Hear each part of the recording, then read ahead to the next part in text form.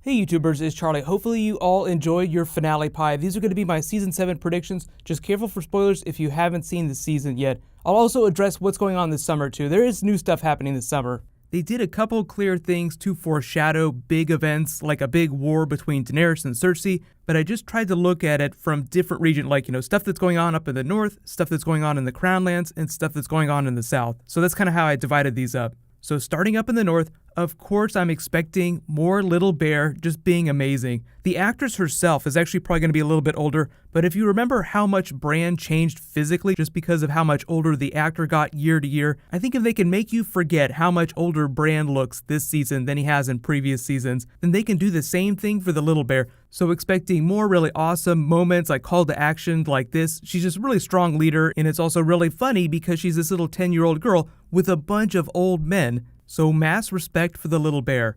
On the flip side of that, the people who aren't such big supporters of Jon Snow, Littlefinger probably going to continue to scheme and plot behind his back, try to rope Sansa in, even though it doesn't seem like it's Sansa's intention to go against her brother. He's probably going to try and twist her against him, or at least involve her in some of his schemes. Remember how committed he is to his idea of sitting on the Iron Throne with Sansa beside him. He's not just going to give that up just because Jon Snow was named king in the north. So what about Bran? We left him at that weirwood. The weirwood that he was touching is actually the one where Jon Snow and all the other Night's Watch take their oaths. There are still a lot of moments that he has not flashed back to yet. We haven't got a Rhaegar-specific flashback yet. It would be amazing if we got to see the Battle of the Trident in the moment of his death as he whispers Lyanna's name, rubies flying from his chest. It's this really iconic moment from the books, and we haven't seen Rhaegar yet. It just said that on his death, like as Robert had smashed him with his warhammer and was killing him, he whispered a woman's name,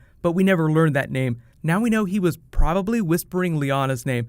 And if you're wondering what Lyanna was whispering to Ned, she was just whispering Jon's name. The reason they did that, the reason they made it hard to hear, is because they wanted to tell you that visually with the transition. Like you could kind of make out, protect him, Ned, Robert will kill him. So she's talking about the protect the baby. So there were a lot of people that were confused and like, hey, maybe Jon Snow has a different name. Maybe it's like Aegon, or maybe he has a Targaryen name. No, I think that the name that Lyanna initially gave him was Jon, and so that's what Ned called him. I don't think that Ned gave him a different name other than Snow. Like Ned named him Snow as his bastard, and that was the lie. But I don't think that they were lying about his name being Jon. There were a lot of people that were wondering that as part of tradition, maybe they would have given him a name from the Targaryen family tree or something from the Stark family tree. Like Brandon is a common name in the Stark family. There were many different Brandons, like Brandon the Builder. So just a lot of people were wondering if maybe Lyanna had done the same thing and given him a family name from the Starks, or maybe he had a Targaryen name. But at the end of the day, I still think that his true name is Jon. It's just that the last name is the big reveal, the big surprise. Like, oh, he's the son of a Stark and a Targaryen. So technically you would call him Jon Targaryen, but he identifies as Stark.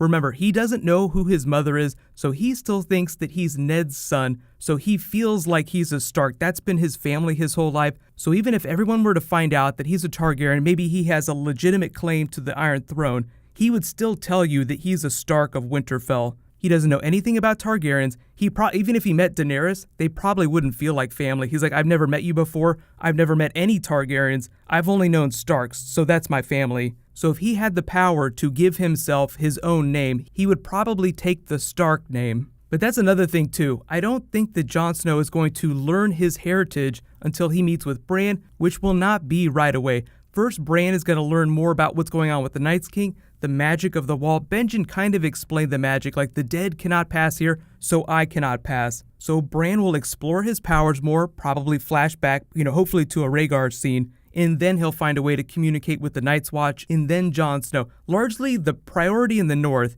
is rallying to prepare for the Night King. Jon probably isn't going to be too worried about what's going on in the south because physically the north is so far away from what's going on. Like they just made it through the Battle of the Bastards. Everyone swore fealty to the king in the north. So Jon Snow is now like, okay, great, you're listening to me. We have this big problem north of the wall. Let's get ready for this. So yes, what's going on in the south between Cersei and what's going to happen with Daenerys is going to be too big to ignore. So they'll probably find out about it, but Jon Snow probably won't send troops south. I'm expecting that he'll largely just be paying attention to what's going on north of the wall. There was this kind of funny, offhanded comment that Daenerys made when she was breaking up with Daario, where he's like, you're going to have to get married. Who are you going to get married to? And she's like, I don't know. I'm going to have to make an alliance. I'll probably have to get married as part of that. Think about this. There are no eligible Martell bachelors. There are no eligible Tyrell bachelors either. So you look at King's Landing, Jaime is unattached, but the problem is that Cersei is not going to give up the crown, so she's probably not going to okay a marriage between Jaime and Daenerys, meaning that Jon Snow, King of the North, King Crow, is the most eligible bachelor in the Seven Kingdoms. So I'm not really expecting anybody to get married anytime soon. Like Jon Snow, if you asked him about marriage, he'd be like, What are you talking about? I have no idea what's going on. Daenerys isn't in a rush to get married either. Cersei is definitely never getting married again. If there's any alliances that are forged with marriages, I'm not expecting that to happen until season 8. So those are the only circumstances where I see Jon Snow ending up with Daenerys. Form an alliance in season 8, but this is mostly a season 7 video. So the takeaway for season 7 is that no one is probably going to get married. What about the Crown Lands? What's going on with Cersei? So she's pretty much solidified her power. She'll probably squash anybody that rises up, but there are no Sons of the Harpy in King's Landing anymore. That was what the Faith Militant was. They've largely been killed off, and the Queen of Thorns made this really interesting threat when the Faith threw Marjorie and Loras into prison. She said, we control the grain, we will cut it off. We will starve King's Landing out if you don't release them. In the High Sparrow's answer to that was, we are the poor, we are the many, you are the few, we will rise up and tear you down. Now that they're dead, the Queen of Thorns is free to make good on that threat. And if she's trying to kill Cersei, if she's trying to destroy the crown, then the easiest way to do that would be to starve them out. Then when they're on the edge of death, march Daenerys' army in. So I'm expecting multi-pronged attack from the new alliance in the south, from the Dornish, Tyrell, Daenerys alliance, where the Queen of Thorns starves King's Landing out over the course of a couple episodes, weakens them, then Daenerys' army can march in, and it'll be much easier for them to take the city. So what about Jaime Queenslayer? I'm not expecting any kind of Queenslayer moment till at least season 8 because all the actors just renegotiated their contracts. They're getting $500,000 per episode, at least the 5 main actors, and that includes all 3 Lannister children. So Cersei, Jaime, and Tyrion all getting $500,000 per episode through season 8, meaning that we'll probably see Cersei make it to season 8. So if there's a Queenslayer moment, it probably won't come for a long time. And I kind of said this during my episode 10 video last night, but I think they might give that kill to Arya because while all this is going on, these 3 sections of the kingdom, you have Daenerys Alliance in the south, Cersei in the middle in the Crown Lands, and Jon up in the north. I think Arya's going to be skipping around, crossing names off her list.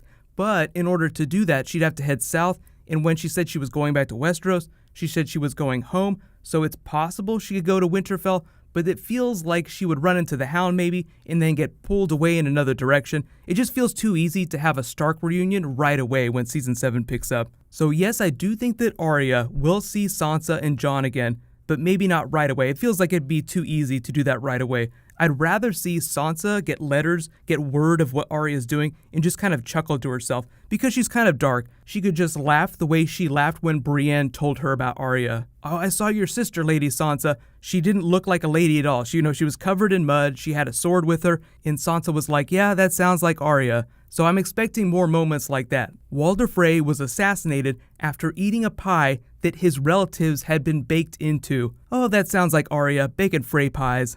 So the other big thing, critical pieces of information that they need to learn how to make more dragonglass, they need to learn how to make more wildfire. Just everyone in general, anyone that's going to survive to fight the War for the Dawn. That is where Samwell in the Citadel comes in. Dragonglass would be the first go-to, and then he'll probably be the reason that Jon Snow starts thinking about Daenerys more seriously.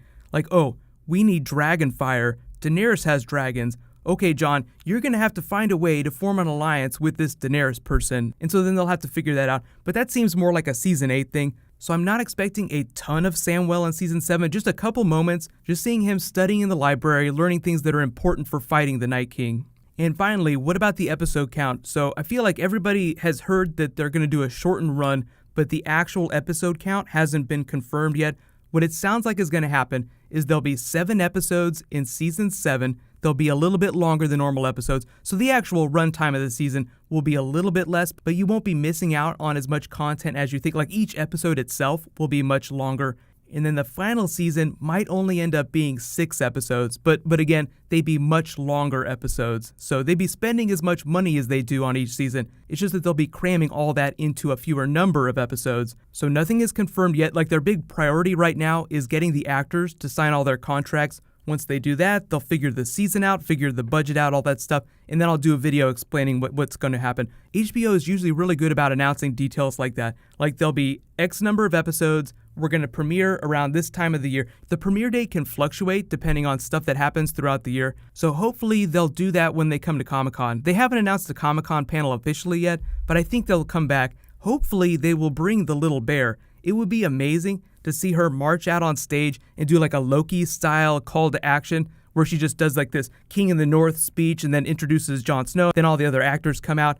Think about how much easier it is for HBO to do that panel this year, now that we don't have a big Jon Snow type cliffhanger. But if you didn't know, Comic-Con is going to be like the third, I think it's the third of the last weekend in July, so it's not for at least another month. But of course, I'll be doing videos for Game of Thrones all summer during the off season. We don't have an official drop date for Winds of Winter, the book, but whenever that drops, I'll do book videos too, so be sure to subscribe to get everything. I will continue to do giveaways each week, and most of my Game of Thrones bonus videos will post on Sundays, but if there's like a big thing that happens during the middle of the week, I'll post it during the middle of the week. You guys understand. So what's going to happen next is I'll post my Q&A video, so leave all your questions, and I'll actually, just because so much stuff is happening and I'm so happy about the way the season went down, I'm going to speed the giveaway up. So congratulations to this week's giveaway winner, Jerry Garza. You win a $20 Amazon gift card. Be sure to private message me on the back end of my channel so I can get your contact details. That's just on the About page, and I'll start a new round of the giveaway now and announce that winner when I post the Q&A video. So it's like a double giveaway this week. So all you have to do to enter that is just be a subscriber, leave a comment on this video. You guys know the drill. So Q&A coming later this week, and let me know what kind of bonus videos you guys want in the off season. So get hyped. It's going to be a really good summer. So while you guys enjoy your pie this summer, you can click here for my finale video from last night, and you can click here to learn a little bit more about why it was such a big deal that Jon Snow's parentage be secret. So thank you so much for watching, everybody. Let's high five. I'll see you guys tonight.